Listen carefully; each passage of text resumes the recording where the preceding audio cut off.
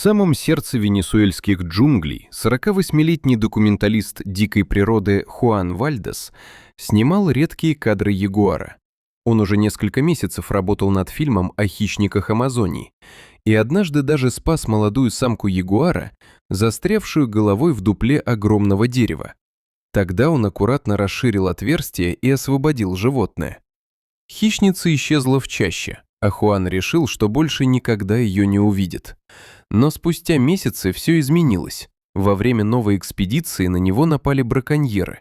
Они забрали камеры, еду и воду, а самого Хуана крепко привязали к дереву и бросили умирать.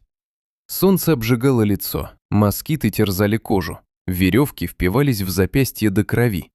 С каждой минутой силы уходили. В какой-то момент над ним по ветке проползла ядовитая коралловая змея. Малейшее движение, и все было бы кончено. Но она уползла. С наступлением сумерек джунгли ожили, послышались тяжелые шаги. Из кустов медленно вышел ягуар. Огромный, бесшумный, с желтыми глазами. Хуан понял, это конец. Он закрыл глаза, ожидая удара клыков, но атаки не последовало. Когда он снова посмотрел вперед, хищник стоял совсем близко и пристально разглядывал его. И тут Хуан заметил знакомый шрам на шее. Это была та самая самка, которую он когда-то спас. Ягуар приблизился, наклонил голову к веревкам и начал их грызть. Боль была невыносимой, но спустя несколько минут путы лопнули. Хуан рухнул на землю свободным, однако это было только начало. Ягуар не ушел. Он сделал несколько шагов вперед и оглянулся, словно звал за собой. Хуан, едва держась на ногах, пошел следом. Хищница вела его через непролазные заросли, пока они не вышли к бурному ручью. Вместо того, чтобы уйти, она первой перебралась по гнилым бревнам. Хуан последовал за ней и едва не сорвался в воду, кишащую пираньями.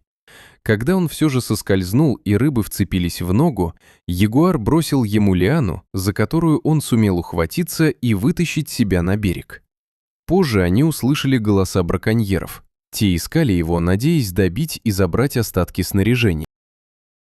Ягуар намеренно шумом увел их в другую сторону, а затем привел Хуана к водопаду.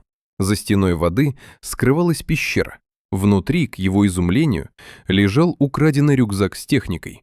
Хищница заранее перетащила его туда, создав укрытие. Ночью они переждали опасность, а утром путь продолжился. На берегу широкой реки им преградила дорогу гигантская анаконда. Ягуар встал между змеей и человеком, зарычал, и хищная рептилия отступила в воду. Затем ягуар столкнул к берегу старую деревянную лодку, застрявшую среди веток. Хуан починил ее как мог, залепив дыры грязью и листьями. Перед отплытием он бросил на берег последнюю энергетическую батончик, единственную еду, что у него осталось. Ягуар осторожно взял его зубами и положил перед собой. Их взгляды встретились. В этом молчании было больше, чем в любых словах.